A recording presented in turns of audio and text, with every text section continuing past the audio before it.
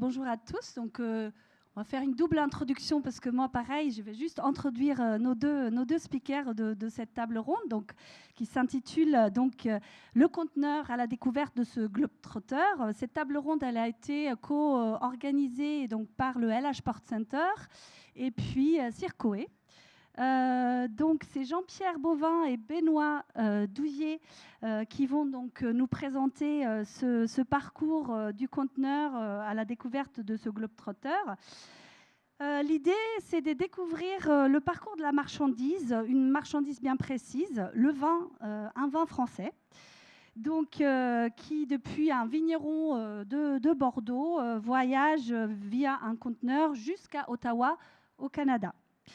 Donc, vous allez un peu comprendre les différentes étapes de la supply chain et puis des intervenants et des métiers associés.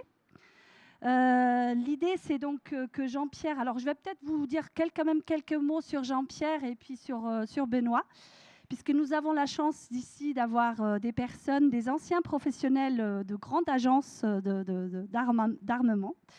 Donc, Jean-Pierre a travaillé notamment 35 ans chez Delmas, en tant que directeur Europe, pour ensuite passer chez CMA CGM, ça vous parle peut-être, voilà, qui est quand même bien connu aujourd'hui après la fusion. Il a travaillé comme agent maritime, il a commencé aussi comme commercial à l'armement, pour ensuite arriver chez Delmas et travailler chez Delmas à Dunkerque et au Havre. Il a beaucoup voyagé, il est passé par l'Afrique, donc pas mal de continents.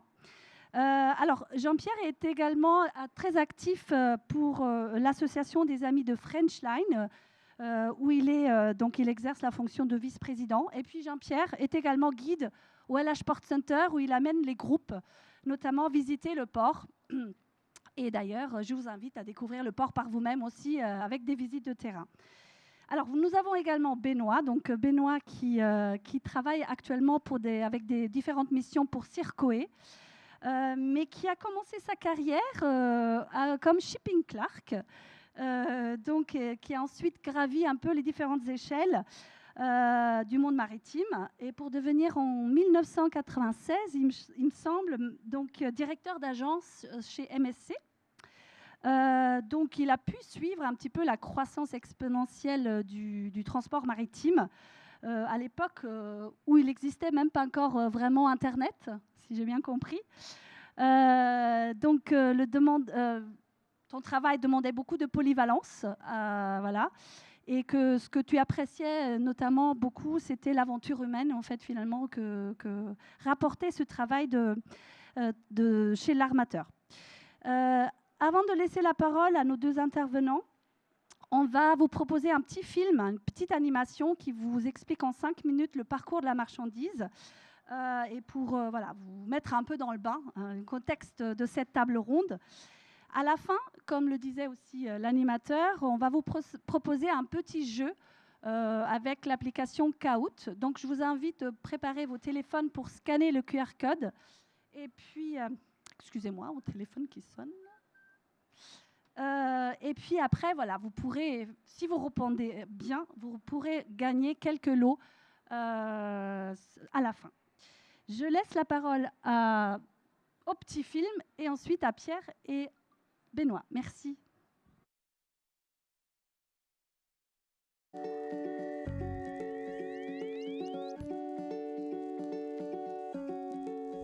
Vous êtes-vous déjà demandé comment les objets de notre quotidien arrivent jusqu'à nous ? Prenons cette console par exemple. Son histoire commence à 10 000 km de chez nous, en Chine. C'est là que notre console a été fabriquée. Pour arriver entre vos mains, notre console va connaître un long cheminement, comme la plupart des objets de notre quotidien. Avant tout, il faut organiser le transport. C'est la mission du commissionnaire de transport ou transitaire. C'est lui qui va prendre toutes les dispositions nécessaires pour faire en sorte que l'objet arrive à bon port.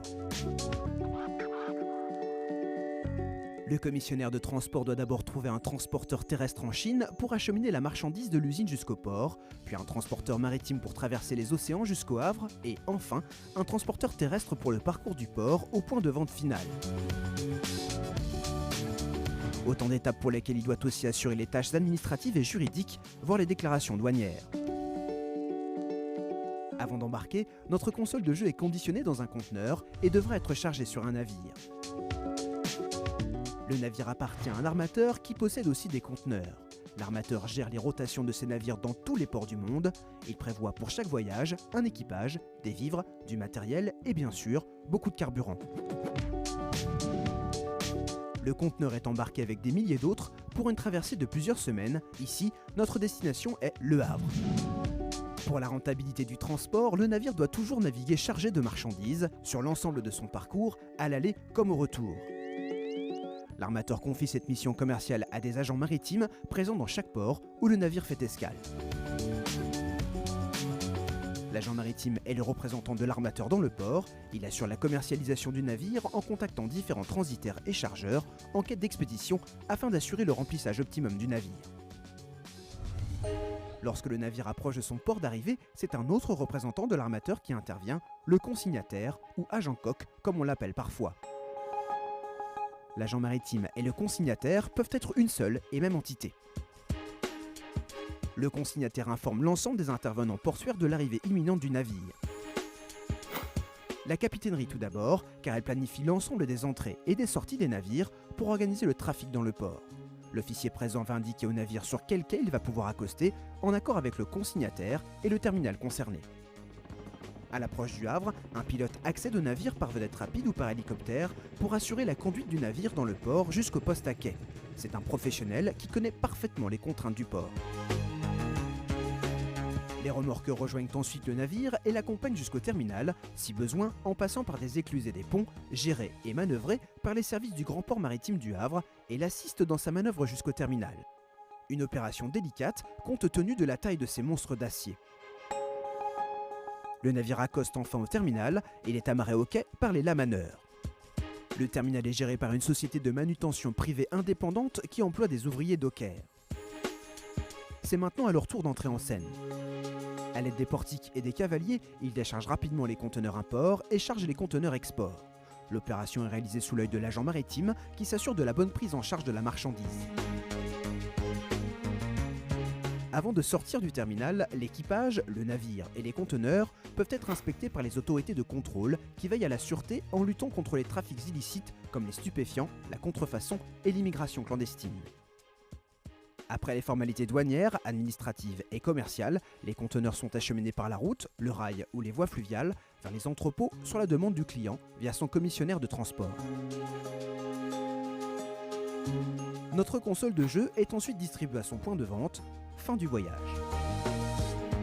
Comme vous venez de le voir, la vie du port est constituée d'un ensemble d'acteurs qui doivent échanger de nombreuses informations pour que la marchandise arrive à bonne destination. Ils échangent grâce à un système informatique portuaire mutualisé. Vous retrouverez la même chaîne d'acteurs pour le transport du pétrole, du gaz, des produits chimiques, du charbon, du sucre, mais aussi de véhicules, à l'import comme à l'export.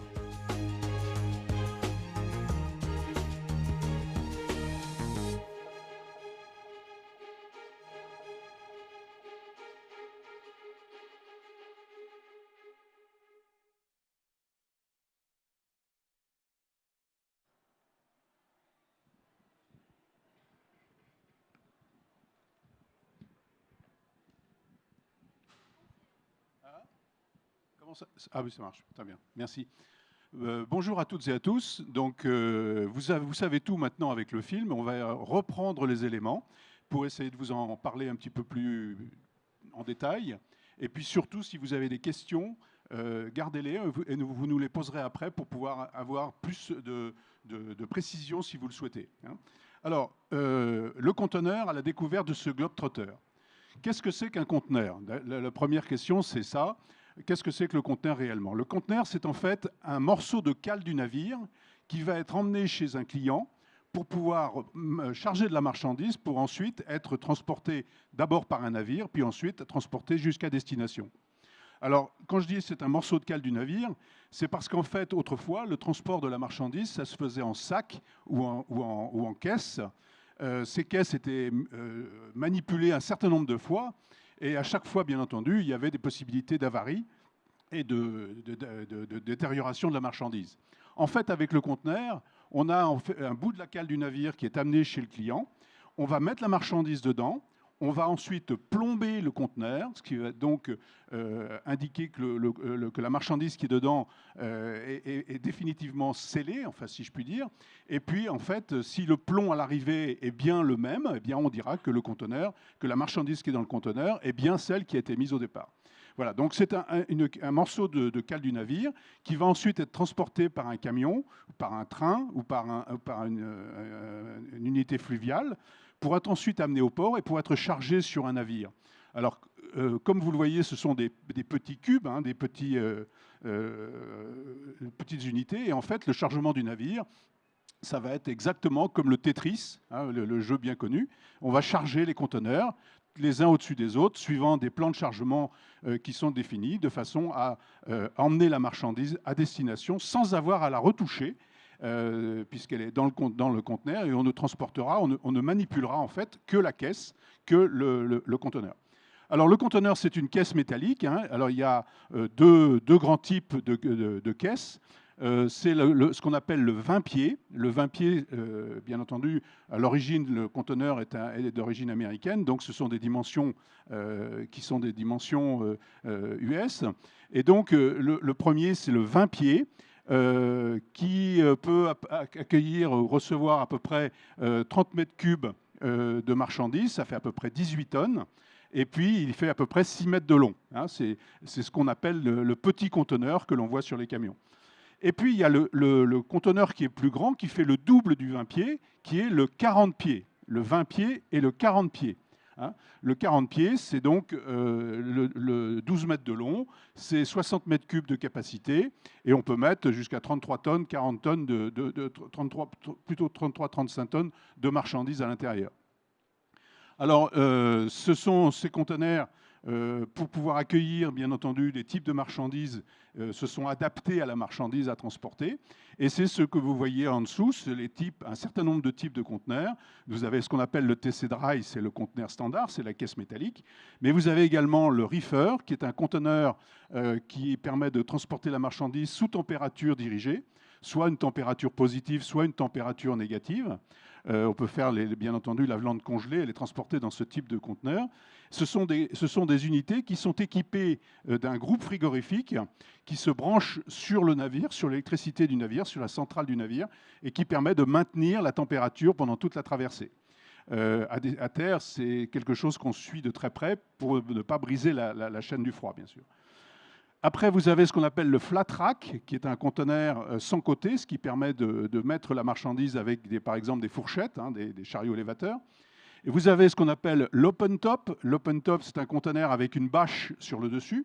Donc, on retire la bâche et puis on peut charger la marchandise par le haut. Hein, avec une grue, on peut déposer la marchandise à l'intérieur pour les produits qui sont des produits lourds, par exemple.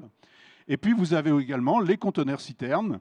Alors, vous avez la citerne alimentaire ou la citerne pour les produits chimiques, hein, qui sont les types principaux. Alors, il y a d'autres types, bien sûr, qui se sont adaptés à des marchandises particulières. Ceux-là sont les principaux. Alors, l'exemple, tout à l'heure, vous avez vu une opération d'importation avec la console. Nous, ce qu'on va essayer de vous présenter, c'est l'exportation depuis la France de vin, hein, qui est un produit typiquement français. Alors, le vin, il va être transporté dans un conteneur standard, bien sûr. Il peut être transporté dans un conteneur réfrigéré s'il s'agit d'un vin, un grand cru qui ne supporte pas les variations de température. Et puis, il peut être transporté en vrac dans un conteneur citerne si c'est un vin de moins bonne qualité, on va dire ça comme ça. Alors, voilà pour la caisse. Maintenant, on va prendre le voyage du conteneur, qui est en fait une chaîne, hein, c'est-à-dire une suite d'opérations qui s'enclenchent les unes par rapport aux autres. Et c'est ce qu'on va évoquer maintenant avec le vin. Alors, tout commence par un contrat commercial entre un acheteur et un vendeur. Ça n'a rien à voir avec le transport pour l'instant. Hein. Donc, c'est une opération. L'acheteur, là, c'est une société canadienne, et puis, dans notre exemple, et puis vous avez le fournisseur qui fournit le vin, qui fabrique le vin, qui élabore le vin en France, dans le Bordelais. Alors, le contrat commercial, ils vont se mettre d'accord. Ils vont se mettre d'accord sur la qualité du vin, sur la quantité qu'ils vont exporter, sur l'étiquette, comment l'étiquette va-t-elle se présenter, sur un certain nombre de points qui sont les points caractéristiques de l'exportation du vin. Mais également, ils vont se mettre d'accord sur qui va se charger du transport. C'est ce qu'on appelle, alors pour ceux qui sont un peu techniques, c'est ce qu'on appelle les incoterms dans le contrat, qui va définir qui, dans le transport, va s'occuper réellement du transport. Dans notre exemple, on va considérer que le transport, il est traité au départ par le vigneron. Hein. Alors, le vigneron, son métier, c'est de faire du vin, c'est pas de s'occuper du transport. Donc, il va devoir trouver quelqu'un qui est un spécialiste du transport, qui va organiser la totalité du transport pour lui, et ça va être le commissionnaire de transport qu'il va venir contacter pour que ce monsieur lui arrange au mieux son transport jusqu'à destination. Alors, dans le contrat de transport, on a donc le commissionnaire qui va contacter, bien sûr, il va monter la chaîne de transport, il va contacter les différents représentants qu'il a dans les ports pour voir quel est le plus intéressant et quel est le meilleur pour pouvoir faire le transport de manière la plus adaptée. Et pour cela, il va contacter dans les ports ces agences qu'on appelle des transitaires, de façon à avoir les possibilités de transport, que ce soit dans tel port, dans le port A, dans le port B, dans le port C. Après, une fois qu'il aura pu avoir les possibilités, c'est-à-dire les armateurs qui offrent le service, les prix qui sont pratiqués, il va définir, lui, la route qu'il faut prendre pour le bateau, pour la marchandise. Et une fois qu'il aura bien fixé cela, il va faire un prix. Et le prix va le remettre au vigneron en lui disant, voilà, je vous transporte votre vin depuis votre exploitation de la région bordelaise jusqu'à Ottawa pour tant du conteneur. Hein. Voilà le principe même de l'organisation. Après, une fois que ce contrat est monté, en gros, il y a trois chaînes, trois étapes qui sont importantes. La première, c'est ce qu'on appelle le pré-transport, qui va être l'opération consistant à transporter le conteneur et la marchandise depuis le lieu de fabrication jusqu'au port. Ensuite, il va y avoir le transport maritime, proprement dit, qui est l'opération physique maritime. Et puis après, il va y avoir le post-transport, puisque le conteneur étant arrivé au port, il faudra le ramener jusqu'à la destination finale. Alors, le pré-transport, c'est essentiellement les opérations que vous voyez là. Donc, on a le chargement au point de départ. On va amener le conteneur chez l'exportateur. On va prendre la marchandise qui a été mise dans des entrepôts. On va ensuite la rentrer dans le conteneur. C'est ce qu'on appelle l'empotage. Hein. Et puis ensuite, le conteneur va être mis sur un camion. Si on a choisi le camion, il aurait peut-être pu passer par une barge fluviale ou bien par le train. Et puis ensuite, il va, ce conteneur, remonter jusqu'au port qui a été choisi par le commissionnaire de transport. En l'occurrence, nous, on a choisi le port du Havre. Une fois que la marchandise est arrivée au Havre, le conteneur va être déchargé, il va être vérifié, il va être mis sur le terminal et il va attendre l'arrivée de son navire.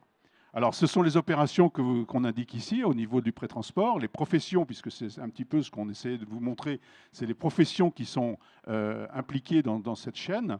Eh bien, pour la partie opérationnelle physique, on a le stockage, c'est-à-dire les logisticiens au départ. On a la mise à disposition du conteneur vide, puisqu'il faut amener le conteneur. Les conteneurs appartenant aux armateurs, il faut bien entendu pouvoir obtenir le conteneur de l'armateur et l'amener. Mise à disposition des vides. L'empotage du conteneur par les opérateurs, les manutentionnaires. Ensuite, on a le transport, qui peut être un transport routier, un transport ferroviaire ou un transport fluvial. Et puis, on a la réception sur parc à l'arrivée au port du Havre, avec ensuite le rapprochement à quai lorsque le bateau arrive. Hein.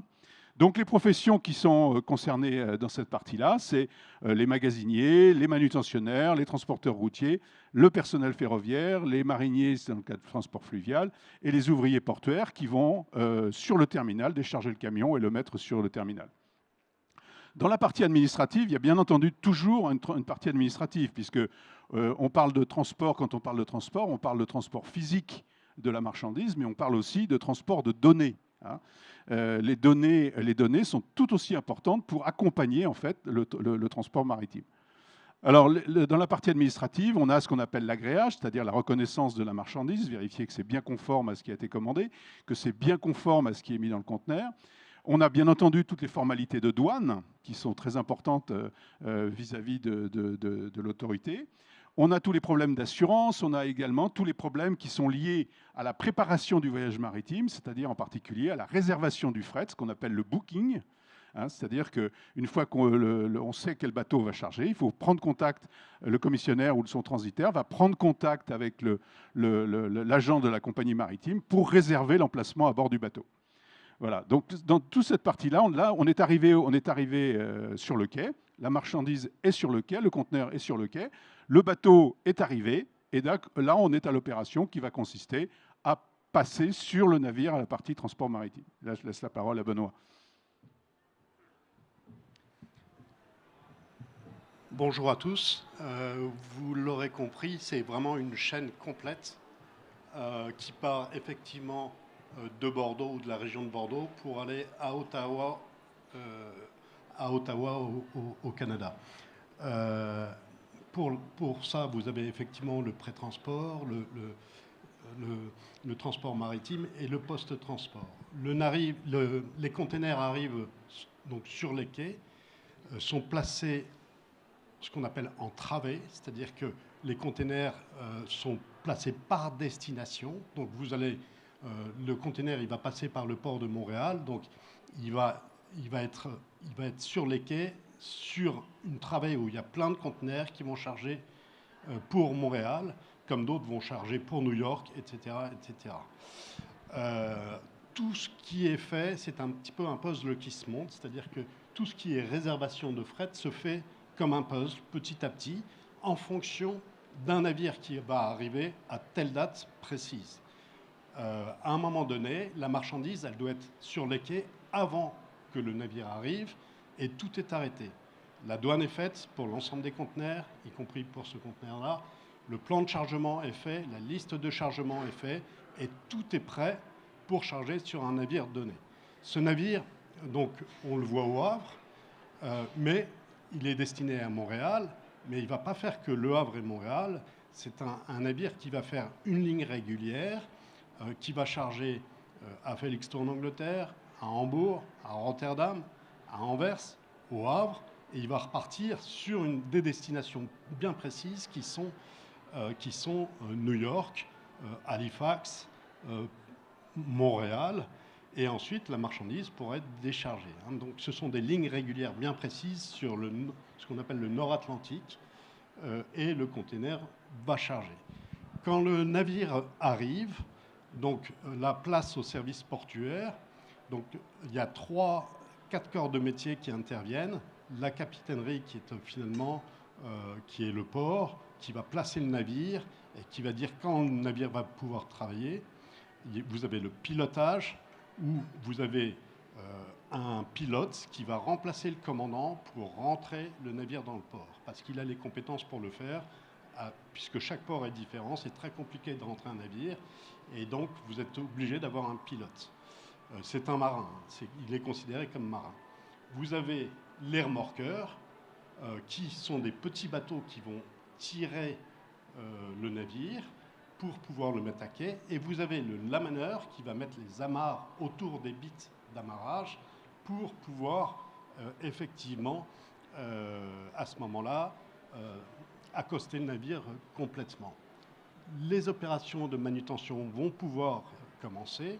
Ces opérations de manutention sont sous le contrôle du manutentionnaire, mais du consignataire également, qui organise tout ce qui est manutention. Le plan de chargement est fait par ce qu'on appelle un ship planner qui va faire les plans de chargement pour tous les ports de charge et pour tous les ports de décharge. Et il va donner les instructions au manutentionnaire de où placer les containers dans le navire. Une fois que tout est OK, les containers chargent, notre container de vin charge également. Et il va y avoir une récapitulation de toute la marchandise qui a embarqué sur des manifestes qui vont être envoyés à Montréal, qui, eux, verront ce qu'il faudra préparer pour la décharge du conteneur eux-mêmes. Pareil pour la douane. Si vous faites une déclaration de douane pour ce conteneur de vin, vous imaginez que vous avez 500 conteneurs qui vont charger en même temps que ce conteneur de vin, et ils vont récapituler aussi toutes les marchandises qui ont embarqué là-dessus pour être dédouanées. Donc il s'agit de dédouanement, mais la douane a plusieurs rôles. La douane a un rôle de contrôle physique, un rôle de contrôle administratif et un rôle de recette fiscale, c'est-à-dire qu'ils encaissent les droits et les taxes pour le compte de l'État vis-à-vis de cette marchandise. Donc le navire part, il arrive à destination, et à destination, c'est ce que vous avez vu à l'inverse tout à l'heure, c'était de l'import, donc ça devient de l'import pour le Canada. Le conteneur décharge, il est placé sur un pavé pour être mis à disposition, et vous avez un transitaire qui va dédouaner la marchandise et qui va donner des ordres de transport aux transporteurs pour charger ce conteneur. Les transports sont toujours les mêmes, c'est-à-dire que ce sont des camions châssis qui peuvent prendre soit des 20 pieds, soit des 40 pieds, ce qui facilite et rationalise les transports. Avant, tout était transporté en vrac, et ces conteneurs permettent de recharger la marchandise. Vous aurez compris également que dans une chaîne de transport, vous avez à peu près 100 ou 150 métiers différents au sein de chaque entreprise. Et donc, on va voir effectivement les conteneurs, les métiers pour le transport maritime. Donc, vous avez l'ouvrier portuaire qui est un manutentionnaire, c'est un docker. Vous avez également le transport routier, on l'a vu tout à l'heure, ferroviaire, marinier, etc. L'agent de transit qui fait la douane et tout ce qui est logisticien et douane. Arrivé à l'arrivée, vous avez exactement les mêmes métiers, mais qui font l'inverse.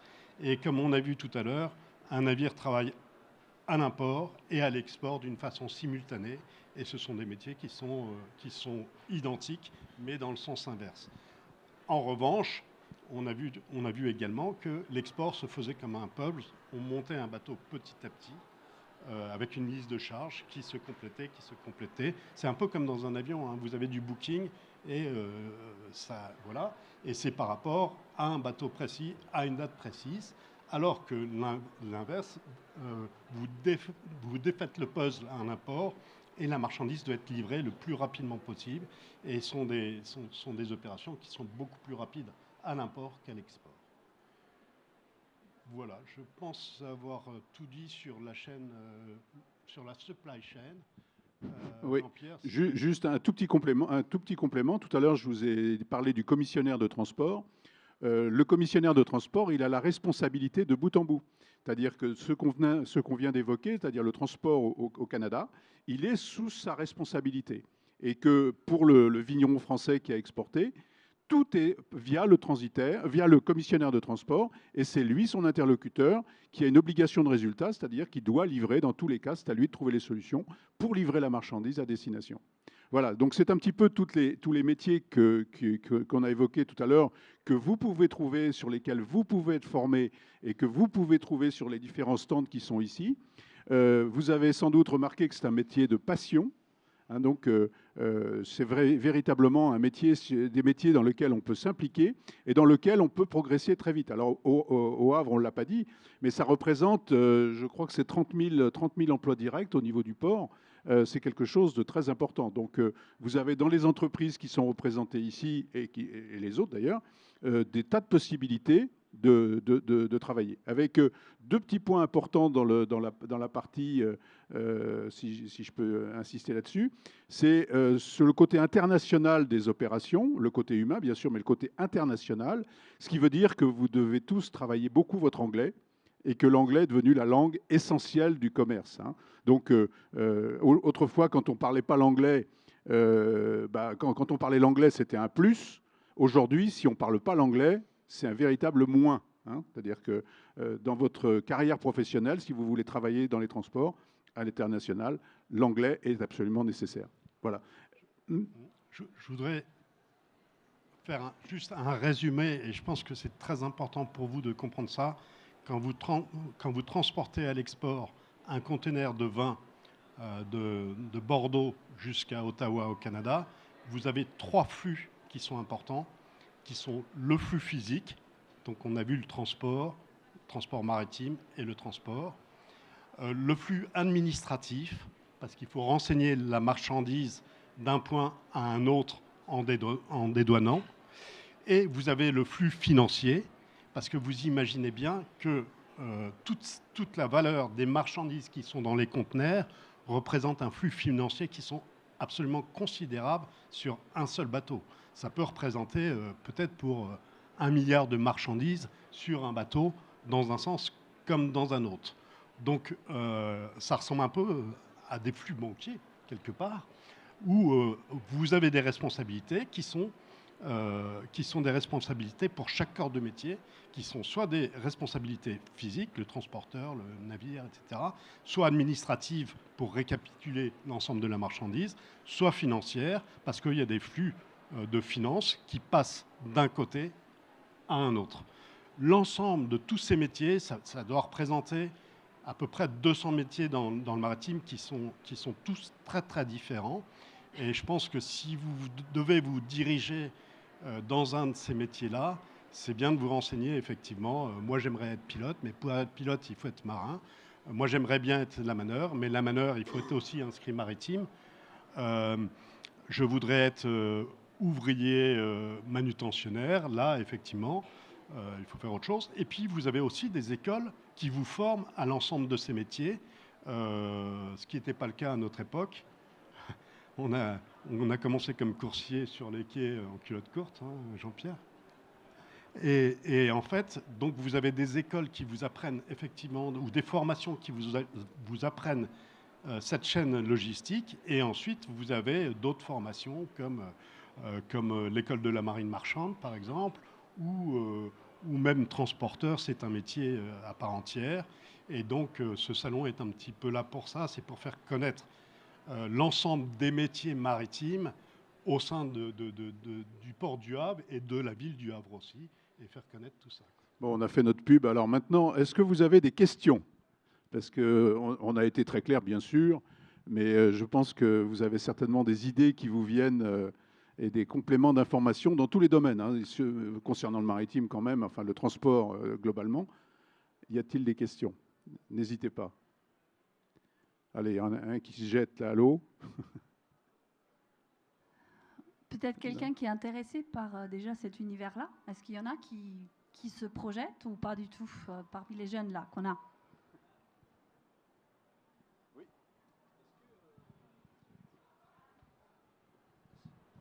Est-ce que, par exemple, dans le cadre commercial, est-ce qu'on est amené à, par exemple, à voyager à l'international si par exemple on occupe dans un cadre vraiment financier, commercial, on s'occupe d'une équipe, etc. Est-ce qu'on est accompagné, on accompagne l'équipe, par exemple, maritime, ou est-ce qu'on est amené à aller sur les sites directs? Ouais, c'est ça. Oui, alors c'est ce que. Merci d'abord d'avoir posé la question, de s'être lancé. Effectivement, en particulier dans les compagnies maritimes, on voyage beaucoup. On voyage beaucoup quand on est dans les services commerciaux. D'abord parce qu'on va d'abord aller dans le pays dans lequel on fait la représentation commerciale pour rencontrer les clients. C'est un métier véritablement de contact pour convaincre le client que, par exemple, le meilleur armateur, c'est pas MSC. MSC, c'est la gnognotte. Alors qu'il vaut mieux travailler avec Delmas, qui est vraiment une très très bonne compagnie. Mais donc qui ça n'existe plus. bah aujourd'hui, c'est CMA-CGM. Mais bon, ça veut dire que dans ces aspects-là, vous allez voyager partout en Europe pour contacter les clients, voir les agents dans des réunions de formation. Donc là, il y a énormément de voyages. Également, vous avez des voyages qui se font vers les pays de destination, puisqu'en fait, en particulier dans les commissionnaires de transport et les transitaires, ils sont souvent spécialisés dans les pays sur lesquels ils travaillent. Et là, la connaissance du pays est absolument nécessaire. Alors, dans les compagnies qui travaillent et qui ont des agences à l'étranger, vous avez bien entendu la possibilité aussi de travailler dans ces agences. Pour parler d'un exemple personnel, moi je travaillais chez Delmas, qui travaillait sur l'Afrique. Eh bien, le principe, c'était qu'on partait 3 ans travailler en Afrique pour connaître le pays de destination, pour bien le vendre. parce que c'était ça aussi le but de l'opération. Donc, ce sont des métiers internationaux. Alors, c'est des métiers où on ne compte pas son temps, hein, mais ce sont des métiers absolument passionnants. Oui, et votre question est intéressante. Et tout ce que vous apprendrez sur le port du Havre, vous pouvez l'exercer dans d'autres ports aussi. C'est-à-dire que si demain vous voulez travailler à New York, vous pourrez travailler à New York, dans le port de New York, puisque le métier sera le même que vous aurez exercé au Havre. Il y a une chose qu'on n'a pas dite, mais je pense que le taux d'inemploi dans le port du Havre est en négatif, c'est-à-dire qu'on a toujours connu le plein emploi dans ce métier-là. Et donc, vous aurez toujours du boulot. Ça, c'est intéressant. Et je dirais même qu'on recherche beaucoup de gens dans ces métiers-là et on ne trouve pas assez de gens. Et ça, c'est un peu une nouveauté.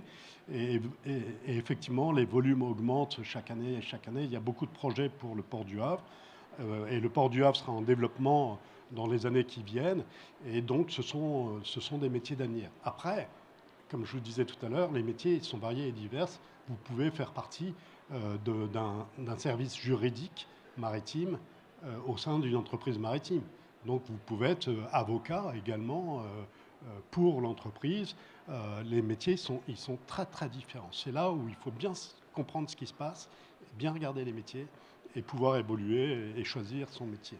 Les carrières à l'international, vous en avez, et même au sein de CMA ou de chez MSC, vous avez des spécialistes commerciaux des marchés qui se déplacent souvent à l'étranger pour voir ce qui se passe. Merci Benoît. On va peut-être maintenant questionner et faire le petit jeu qu'on avait promis au début de séance pour voir si vous avez bien écouté. Donc on va lancer un caout. Je ne sais pas si les jeunes, je pense qu'ils connaissent tous. Donc préparez vos téléphones pour scanner le QR code. Et donc les 3 premiers qui sont sur le podium vont repartir avec des petits lots sympas. Voilà. Donc on va lancer le caout. Donc on attend des joueurs. Ouais.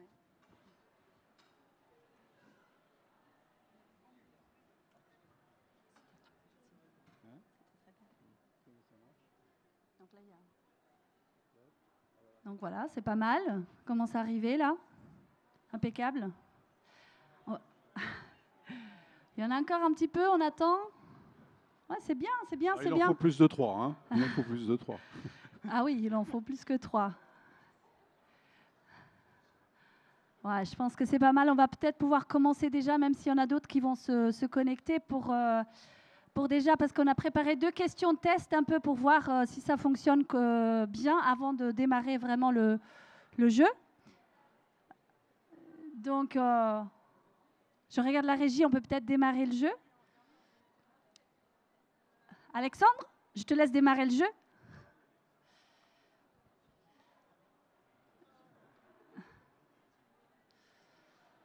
Voilà.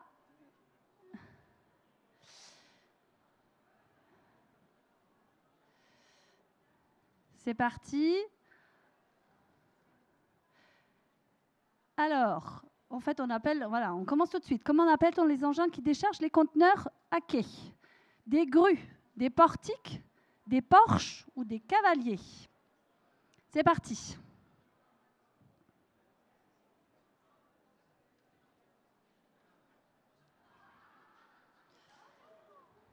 Alors, c'est pas mal.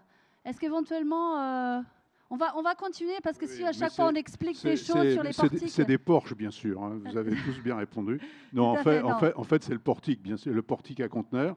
Alors, les conteneurs peuvent être manipulés par des grues, mais c'est pas recommandé parce que là, ça casse le conteneur. Donc, c'est véritablement le portique. Les cavaliers transportent des conteneurs sur le quai, mais c'est pas eux qui déchargent le navire. Peut-être juste donner un ordre de grandeur des plus grands portiques aujourd'hui sur Port 2000. On n'est pas loin de 64 mètres. Oui, alors ils ont été montés, ils ont été augmentés de hauteur. Et pour les plus vieux, on a été obligé de leur couper les jambes pour leur rajouter des jambes, parce qu'en fait, les bateaux sont devenus de plus en plus gros. Il faut qu'ils puissent passer au-dessus du bateau maintenant. Okay. Ça on passe à la suivante. Des portiques Panamax, over Panamax. On passe à la suivante. Et les navires font 24 000 conteneurs. Vas-y. Alors, c'est Valentin qui l'emporte pour l'instant, qui a été le plus rapide. Bravo. On passe à la question suivante. Comment s'appelle la grande écluse du port du Havre? Alors, Laquinette, Vétillard, François Ier ou Tancarville?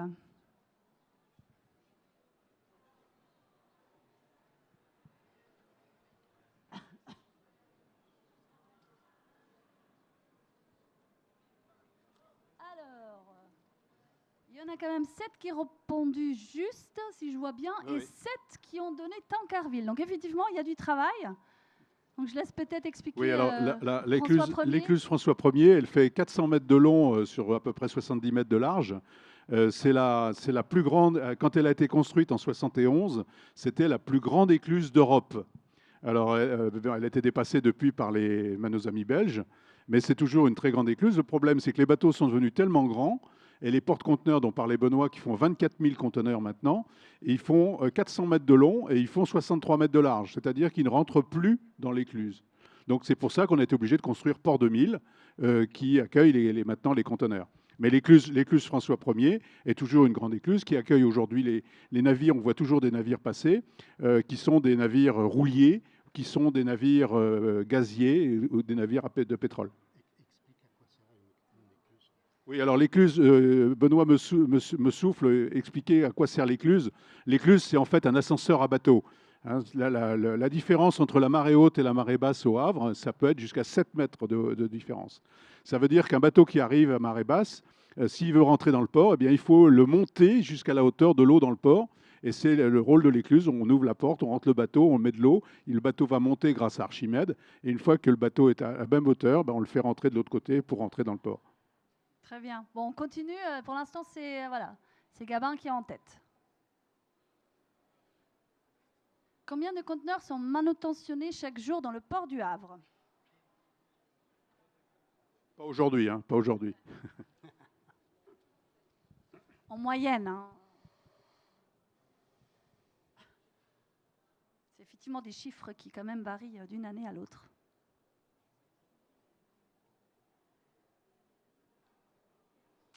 Alors, pas mal, effectivement, 7000. Alors, je ne sais pas si c'était un coup de chance ou... mais c'est Alors, pas mal. 7000, il faut savoir que le port du Havre, il fait à peu près 3,5 millions de conteneurs par an hein, dans le chargement. Pour que vous ayez une idée de grandeur quand même, le port de Shanghai, qui est le premier port en Chine pour le conteneur, il fait 43 millions de conteneurs. 43 millions. Nous, on en fait 3,5 millions. Alors, on a un domaine d'amélioration potentielle énorme, comme on dit. Hein. On peut grandir sans difficulté. Le premier port européen, c'est le port de Rotterdam, qui doit avoir, je crois, 13 millions ou quelque chose comme ça de conteneurs. On passe à la suite. En quelle année a été créé le port du Havre? Facile. Là, je veux voir un score à 100% pour tout le monde. Hein. Moi, je dirais 2017. 517, c'est ça?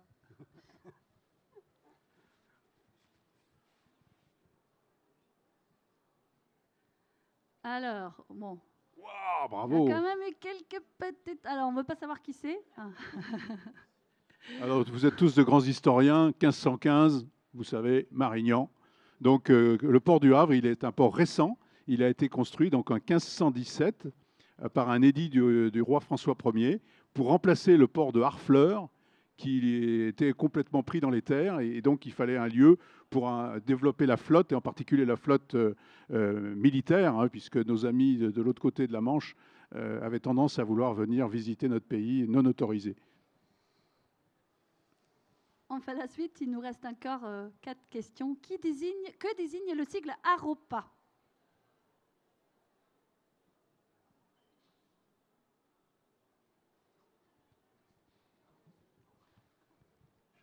Je parie que tu ne sais pas, Jean-Pierre. Une petite faute sur Rotterdam. après moi, C'est ça. avec 2 T. Hein, désolé. Je ne sais pas qui a fait ce caout. Oui. Alors, effectivement, pas mal. Effectivement, Alors, presque le port de Haropa, c'est donc le port, aujourd'hui, le port du Havre, enfin, qui en fait partie. Autrefois, le Havre, c'était jusqu'en 2021, c'est donc tout récent. ou 2022 même. 2022, c'était le grand port maritime du Havre, le GPMH, qui était le port du Havre. Il y avait le GPR, qui était le grand port maritime de Rouen, GMR, et puis il y avait les ports de Paris. Et aujourd'hui, depuis le mois de juin 2022, les ports ont fusionné. Et aujourd'hui, les trois ports, le port de Rouen, le port du Havre et les ports de Paris, puisqu'il y a plusieurs ports à Paris, sont devenus un port unique qu'on appelle AROPA, HA pour le Havre, RO pour Rouen et PA pour Paris, AROPA. Donc aujourd'hui, c'est un port unique avec 3 sites d'exploitation, mais c'est un port unique et tous les chiffres qui sont communiqués aujourd'hui sont des chiffres du port global des ports de la Seine, en fait. Je voudrais rajouter à ce qu'a dit Jean-Pierre, c'est que Le Havre est plutôt un port conteneur et aussi pétrole. Rouen est plutôt un port qui ne fait plus beaucoup de conteneurs, mais qui est un port de vrac, de céréales principalement. Et Paris est un port principalement genevier de transit, c'est-à-dire que les marchandises sont acheminées par barge ou par route jusqu'au port de Gennevilliers pour être redistribuées dans toute la région parisienne, la marchandise. Donc ce sont des ports qui sont vraiment très très complémentaires. Oui, le port de Paris, en plus, c'est aussi un grand port passager, puisque toutes les croisières fluviales, en fait, elles comptent dans l'activité portuaire. Et je précise aussi juste que Aropa, en fait, le nom existe déjà depuis plusieurs années en tant qu'entité commerciale, en fait. Parce que quand vous parlez du port du Havre en Chine, en fait, les Chinois ne connaissent pas. Par contre, si vous dites Aropa à Port de Paris, ça leur parle. Et donc, en fait, ça a été aussi une petite astuce marketing de la part des ports, Paris, Rouen et Le Havre, pour essayer d'être davantage visibles quand ils vont faire leur salon et leur démarche commerciale à l'étranger. Voilà, on peut faire la prochaine question. En quelle matière est fabriqué un conteneur? Bon, facile aussi.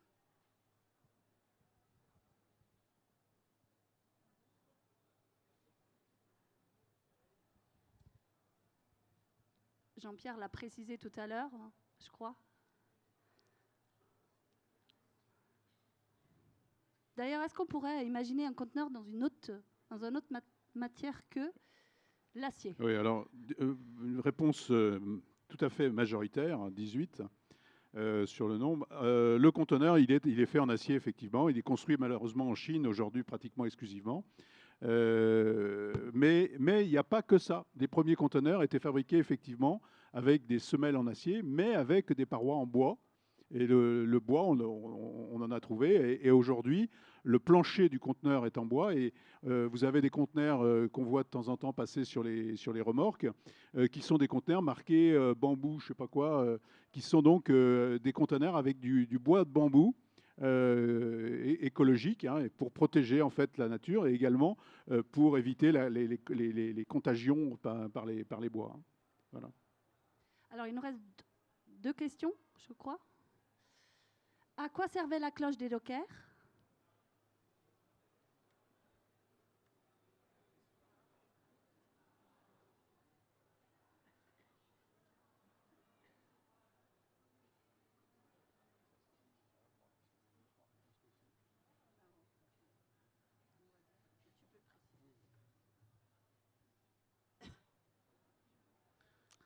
Alors, à sonner la fin du travail, à sonner la reprise du travail.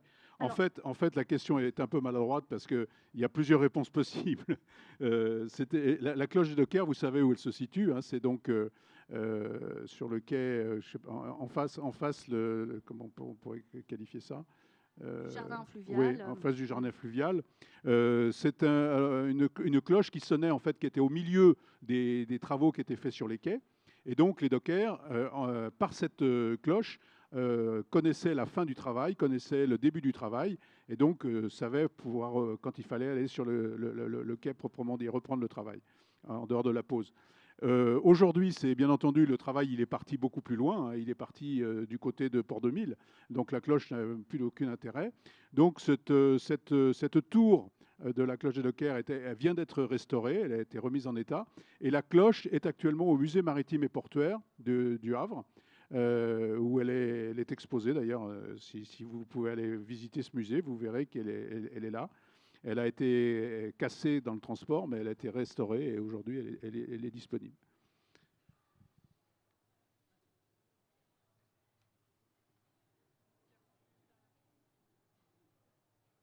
Alors, combien de temps faut-il pour remonter la Seine avec une barge de Paris jusqu'au Havre sans escale? Alors là, on est un peu vache parce que je crois que ça n'a pas été abordé dans la présentation.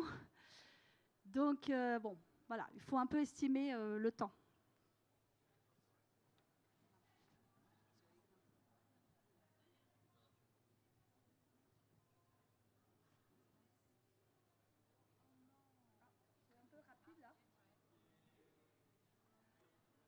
C'était 21.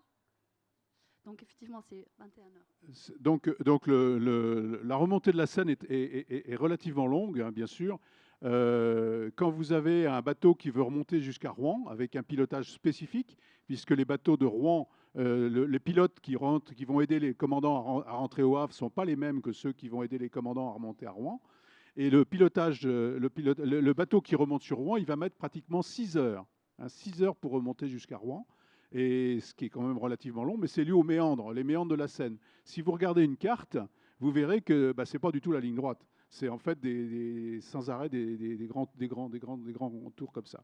Après, pour remonter plus loin, pour remonter sur Paris, c'est aussi très compliqué parce qu'il y a beaucoup d'écluses.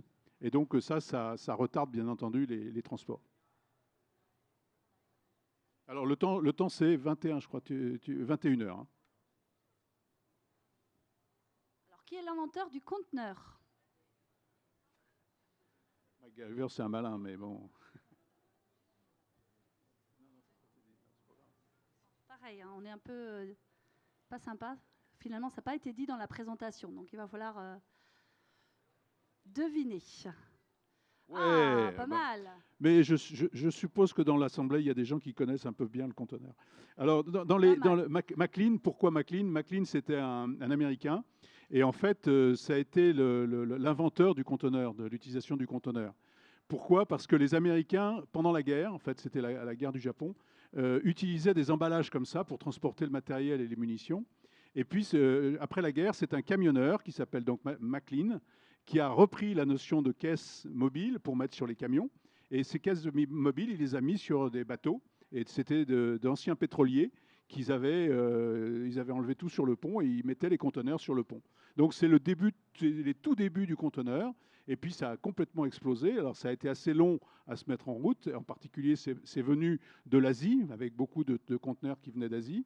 Et puis ensuite, le trafic a complètement explosé. Et aujourd'hui, malheureusement, c'est pratiquement l'exclusivité du transport. Comme on vous l'a montré tout à l'heure, tous les conteneurs sont des conteneurs spécialisés qui s'adaptent à toutes les marchandises présentées.